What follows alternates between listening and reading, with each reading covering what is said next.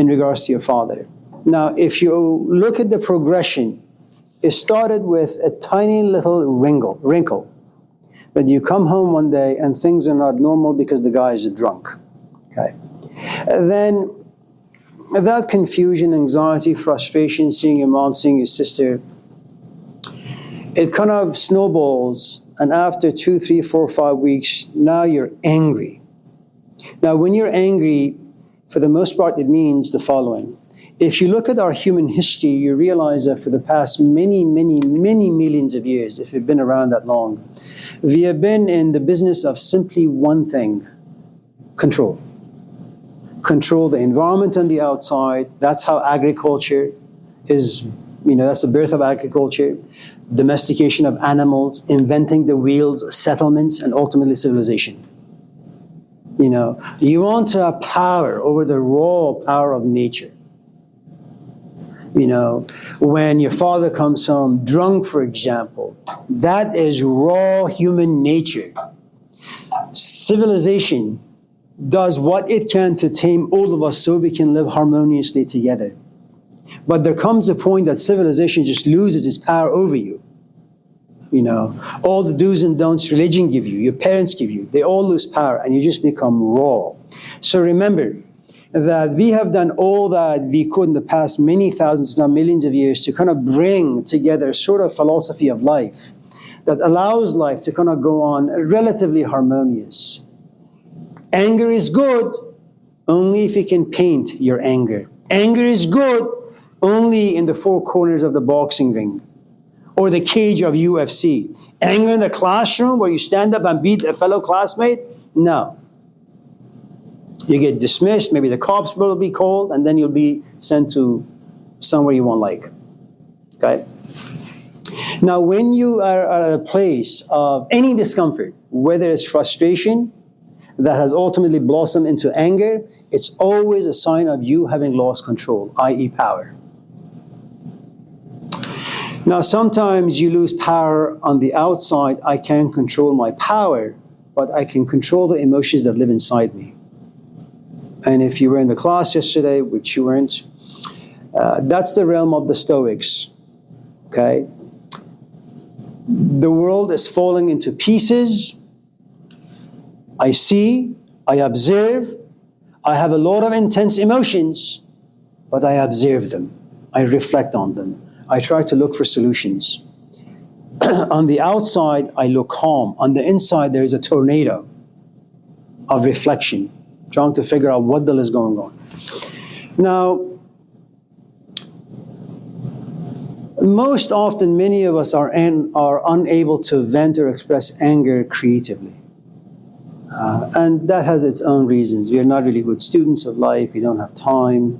We haven't had the proper role models or exposures in our young adult life to kind of look at our father when something goes wrong. He kind of just sits quietly, trying to figure out, what to do with not having enough money to pay the mortgage, and doesn't bother the family. He takes this burden on his shoulder and on his shoulder alone.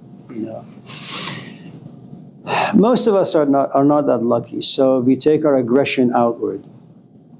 Now, once you realize that you're expressing your anger, but it's not going anywhere, two things happen. First, you begin to hate yourself for not having enough power to correct the situation. The other branch is you hate the other person for having created the circumstance where you feel in a certain way that you have no power to correct it, and he or she is the cause of it. Okay? Now you carry two crosses. The emotions that live inside you, the absence of power, that you can't do anything about anything that lives inside you. Also, the absence of power over the other person. Okay. Now, the idea of revenge comes into play.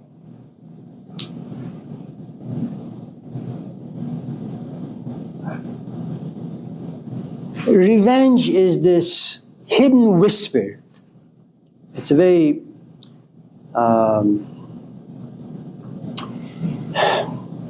it's a pregnant term for justice. That's what revenge is.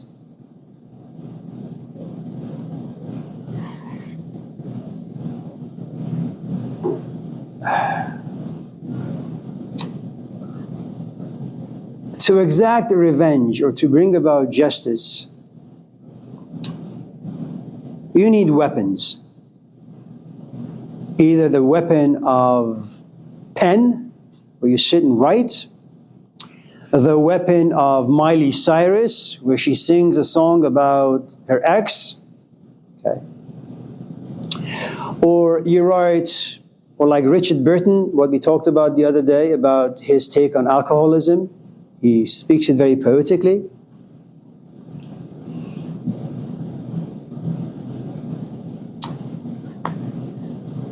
Who was it?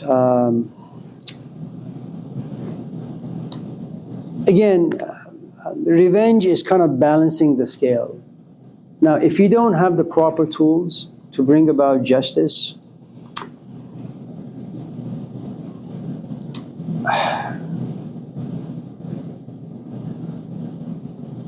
despair. There is nothing else you can do. And in despair, you're profoundly alone. I mean, I don't care if you're on the side of Israelis or Palestinians. Just go and watch. Now, if you're, say, a Jew in favor of Israel, you're going to look at October 7th as the day Israel was born. And you're going to have all this anger inside you and hatred inside you, and you want to kind of balance the equation. But you're just a 30-year-old guy in Oakland. You can hardly take care of your own life. And now you're talking about watching some images. Those images manipulate your emotions, bring about emotions, and you don't really know what to do with them. Now, maybe you like to go hiking. And one of the nice things about going hiking is that eventually the trees, maybe the rain, maybe the animals, their images and their impact on you will overwhelm you, and then you'll go into this forgetfulness. You know, I am sorry for my people in Israel, I'm sorry for my people in Palestine. There isn't really much I can do. And it's an ultimate stage of helplessness, that you just despair, and you've kind of, you accept it, but you're kind of uneasy about it. You know, I go back to the story that was given to us by the Greeks, that ultimately when Zeus comes to realize that the two brothers, Epimetheus and Prometheus, weren't able to give human beings any of the gifts that Zeus had given these two brothers to give to created things out there, he looks at the human being and says, I'm just going to give you two things. A sense of shame and a sense of justice. That's the only two gifts I will give you. These will be your clothes. You know, that whether you want to or not, at a certain point in your life, you will catch yourself and you will be ashamed. And at a certain point in your life, despite how aloof you may be as a human being, how ignorant and stupid you may be as a human being, you will realize that some injustice has been done. And you want to rise up and correct it, whether it's been about your own life, about your own psyche, about your father, about society at large. It doesn't really matter, you know.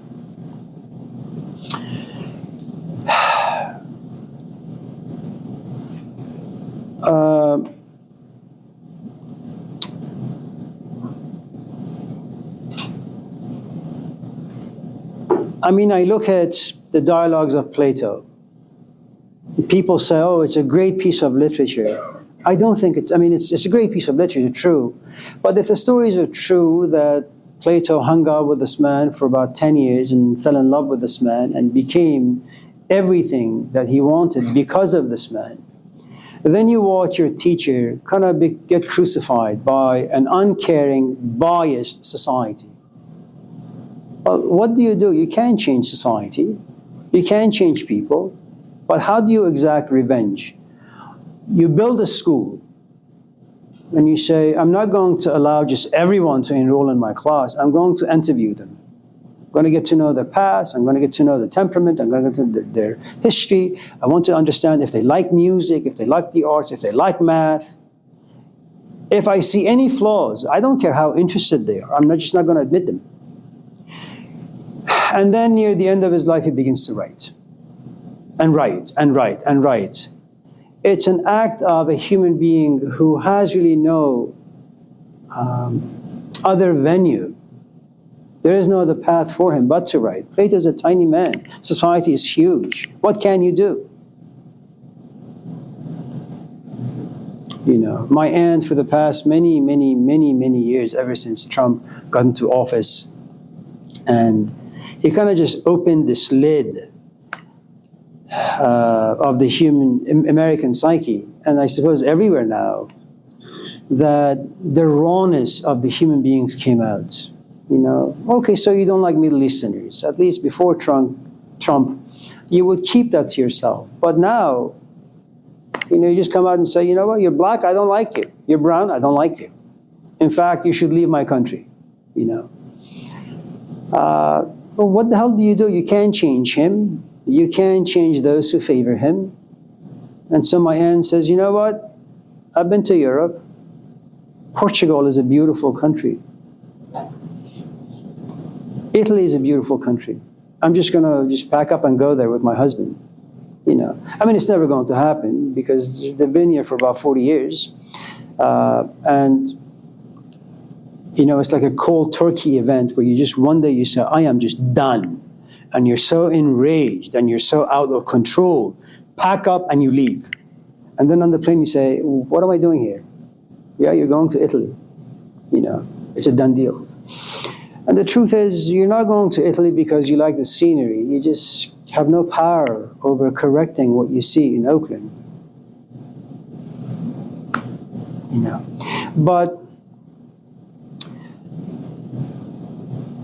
there is this wonderful passage or statement given by Muhammad, the guy through whom Islam was born, that the ink of the scholar is much more valuable than the blood of the martyr.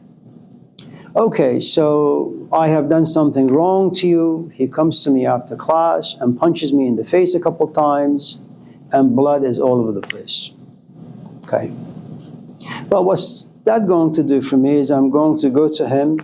I'm going to give him $50 to figure out where he lives. Once I have his address, I'm going to go to him and give him like 5 A's to beat this guy up. Okay. Now, that is what a martyr is. That you see an injustice somewhere, you pick up a weapon, a sword, your fist, and you go to fight. Okay. There is another thing you can do, where you sit, you observe the situation, you reflect on the situation, you observe and reflect on the history of the situation. And then hopefully you're young enough and intelligent enough and eloquent enough where you sit somewhere and you write a book. Or you go on a stage and you talk. And you tell people through writing, through speaking, how things are done. Now, one of the nice things about the scholarship is that the printing press was invented in Wittenberg, in Germany, around the 15th century, which meant that prior to that point, if you wanted to write, you only had maybe 5 people as your audience. It's difficult to kind of sit somewhere and just copy and paste. You know? But with the printing press, all of a sudden, and that's one of the reasons as to why Martin Luther on the 15th century got so famous. His writings, all of a sudden, within minutes, there were thousands of copies given to everyone. And so that particular kind of scholarship has this infectious quality to it, you know, that it makes you think twice about your position. But like every great art, you need time, you need experience, you need proficiency, and it takes a lot of practice.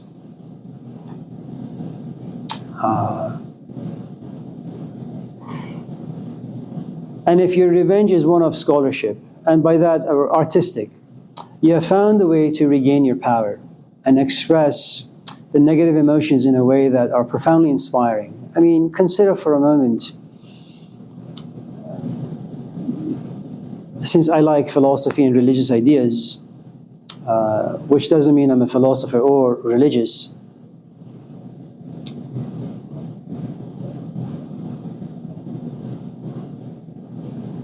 the first noble truth in Buddhism, that life is suffering. And you would think that shouldn't get any following. And yet you have millions of people who are followers of that particular ideology. Life is suffering. Well, he doesn't just kind of wake up and say, life is suffering. No, he kind of begins to understand the reasons as to why he's discontent, why he's unhappy, why human beings have problems, why they have desires, why they pursue desires, why they become attached to desires, why they become dissatisfied once they have attained what they desire. What is going on? And ultimately comes to realize there is no way out of this rat race. And as Rumi would say, if you want to find a way out of this human dilemma, this mess, it's only death. If you want to find the ultimate solution, to find a remedy for life's difficulties, death is the only solution. Once you die, problems will go away. Now, I don't know if you have a soul and God is going to look at your soul and say, Max, you've been a scumbag down here, and you're going to be scumbag up here as well. You know, your position in life for eternity is going to be either purgatory, which I don't think that's your case, or hell, which is definitely you. You know, anyways, so, Naomi. Excuse me, this is like way off, but what is your take on like Dante's levels of hell, I guess? I don't much care about what Dante says, but can I give you maybe just, can I wing it? Is that okay? So let's say that there are different versions or different levels of hell. Okay.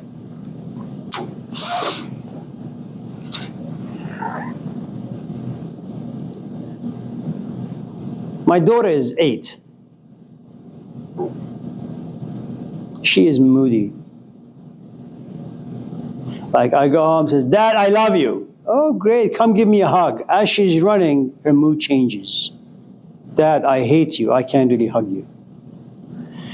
And then at a certain point, she sits back and says, Mom, you know, I don't really know why all of a sudden my mood changes. I mean, that's a good amount of awareness, coming to realize you occupy 2 different worlds in such a short time, and you have no idea to which world you belong. That's a very confusing place to be. And as her confusion grows bigger and bigger and bigger, she becomes much more aware of it, hopefully.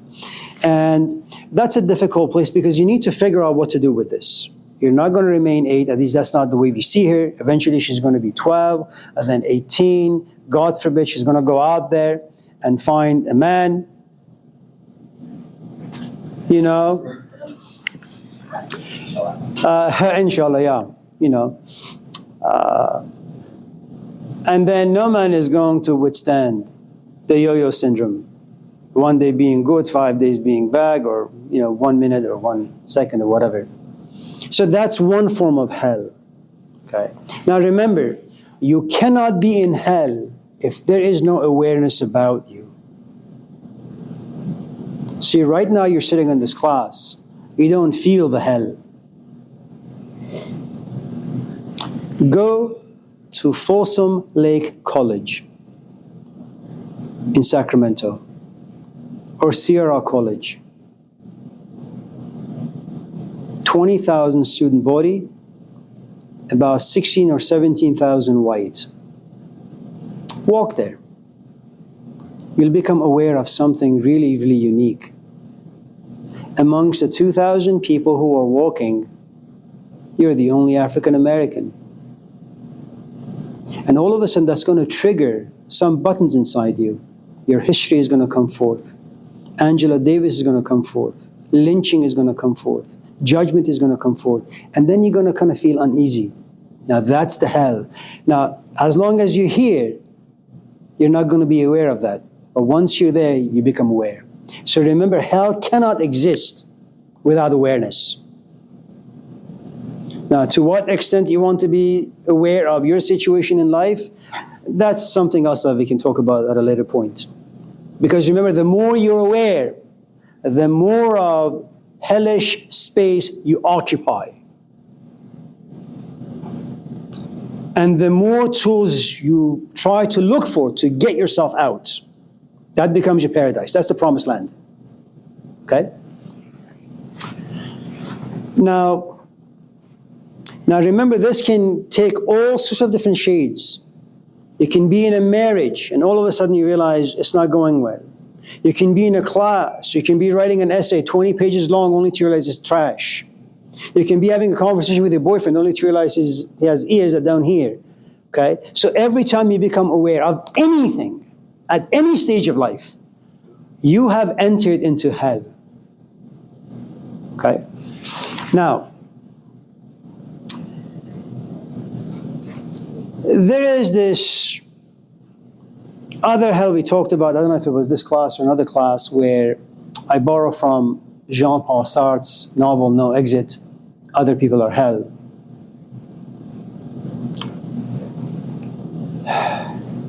Thank God you have a good voice. The tone of your voice is pleasant. So when you speak, when you ask your question, I'm not focused about the tone of your voice. I'm only focused on your question. Imagine if the tone of your voice was, "May I ask a question?" Now that's going to be very distracting, especially if your mom has talked to you about correcting the tone of your voice, or if you have seen the movie My Fair Lady. It's a beautiful movie. You know, Catherine Hepburn, I think, with a few other people. Beautiful, beautiful movie. It's about how a man finds a woman disgusting. He begins to train her to look well, to speak well, and then he falls in love with her. And unbeknownst to her, she has fallen in love with him. And even though a prince has asked her to marry him, initially saying yes, she comes to ultimately realize she wants to go back to the guy who corrected, who she was. But now something strange happens to this man, which is he wants her to speak the way she's always spoken. This strange twang in her voice, the way she pronounces words. Now, if the tone of your voice was bad, or if you were not able to kind of formulate your question eloquently, maturely, then you realize you have entered another hell, which is all these people are respectfully sitting back and watching you fumble all over the place, but they won't say anything.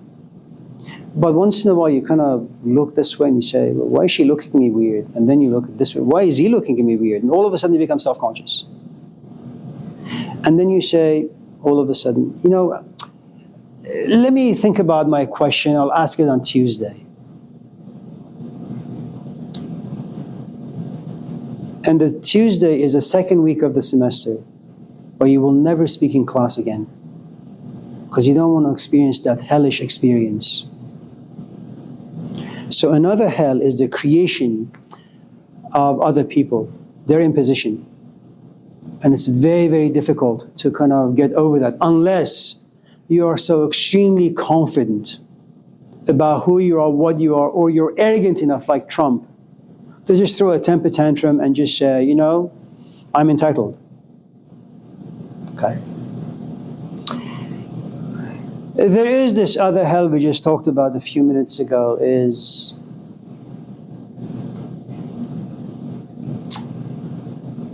whenever you're joyous, when you're happy, consider that to be a promised land. You've entered it, and it's your home, and you feel comfortable. And hell is a place where you have lost all the power. There are flames, your skin is being burnt, whether it's your emotions, your skin, your intellect, your soul, whatever the case may be, but it's a very uncomfortable place. It's very much like, imagine I'm your husband, and you come home, and you usually see me being in a relatively jolly mood, but today I'm a little gloomy. You ask what's going on and say, I'm sorry, got cancer. Now that's another hell. Now if you have young kids, the hell gets a bit more hot, because one of the things that happens We are single, we're hanging out, you love me, I love you. You give me a good amount of attention, I like it. I'm a vain man. Then we have kids. And I realized, man, she used to cook all the time, come greet me by the door, give me flowers, kiss my feet. I'm just joking. Now that you have kids, I come home, I have to scream, hello, hello. Nothing. And then I realized, you're just back, in the bedroom and you're playing with the kids. Having fun with them. And then I say, yeah, honey, I have cancer. Now, this is a different kind of hell. You care for me, you love me. But you say to yourself, if he dies, the hell am I going to do? I'm young, I'm not done with school, and I got 4 kids. Now, that is a difficult place to be. That is a place where you have no control, no power, and you want to figure things out. Okay?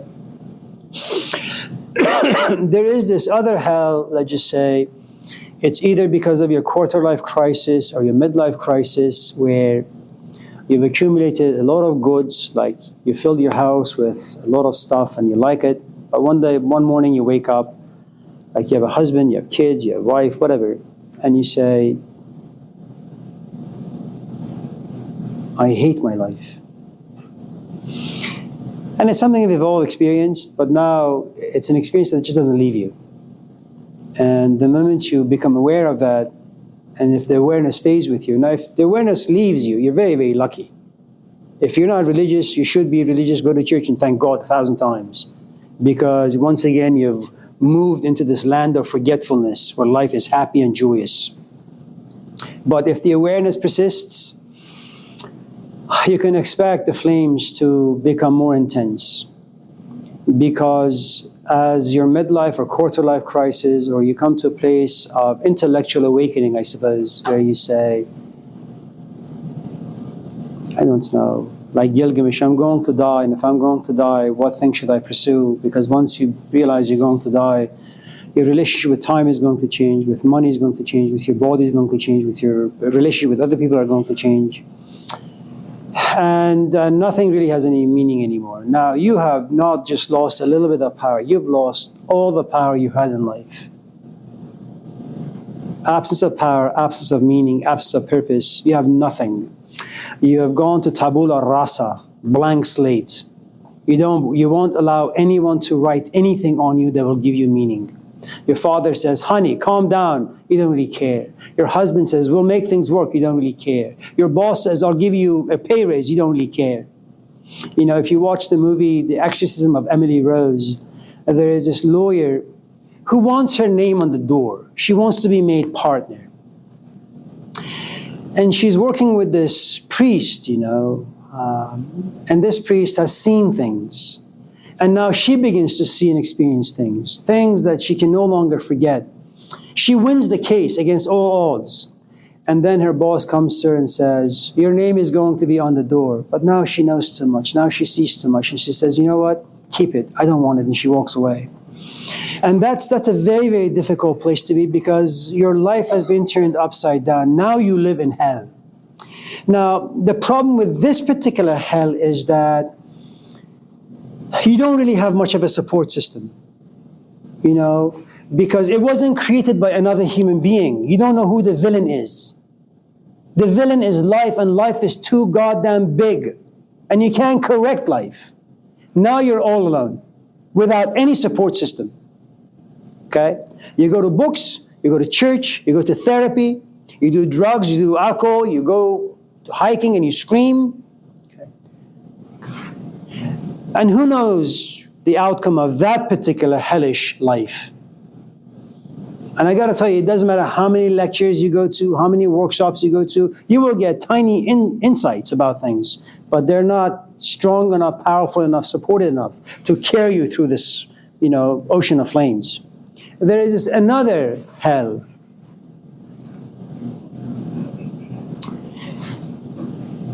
And I'll give it to you in a way that, I myself experienced it, which is the following. My life is good.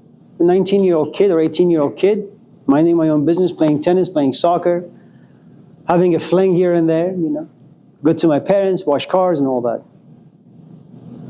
Then you have this man randomly meet, and he says, come to my gatherings. I say, fine. And little by little, I realize that the more I go to his gatherings, the more meaningful they become for me. But when I go home, the less meaning I can find at home. And the less meaning I can find in the music I listen to, and the less meaning I can find in the friends I have. Now I'm stuck between two places. Okay? Now, the thing is, because I like this guy and because I also like this guy, all of a sudden, without really knowing, there is this business transaction that's taking place. I realize that for some strange reason, the things that he's saying and the way he is very compatible to who I am on the inside. I don't know why or how. It just feels compatible. So I go to the gatherings more. And the more I go to him, the less I can occupy my own life. So every time I'm in my life, it's hell. It lacks meaning, it lacks affection, it lacks purpose, it lacks depth. Okay? So every day when I used to go to the car wash, I would go with a suitcase of books. Okay? And I would never greet any of my customers. I would have either my mom, my dad, or my brother do it because I knew customers would just talk and talk and talk. And I didn't care about them. Okay? So he makes your life less meaningful. And the only way your life is meaningful is through him. And then I realized I really, really, really like this man. And whenever there is a dilemma in any part of my life, I go to him and I say, what should I do? He becomes the very source and anchor. He creates imaginations, pictures in my mind, but I don't really know what they mean in real life, in practical life. I don't know the meats and the bones. I have no idea what they just sound good. And you know when someone gives you this platform that's way up there and you want to achieve it? You realize, well, you go to the gatherings, it's all talk. And you go home, you have all these intense emotions. And you want to climb this ladder to get to the top. There are no ladders. And your only anchor is this idiot who's contaminated you. And when you go to him and say, what should I do? He says, Amir, yes, be patient. I'm 50. I've been living in confusion for the past 40 fucking years. How much more patient do I need to be? Amir, I've been there. I've done that. Be patient. This is a hell that is never going to end, I think. And lo and behold, little by little, because of his support, and now we have a community, and now you vent your anger and frustration through music, through getting together, having food, having tea, making friendships, beautiful friendships, all revolving around ideas. You realize the support system can protect you while you are in hell. Now that is a good hell to be. Now, if there is anything you like about this class and the ideas we talk about in this class, it is all the outcome of hell.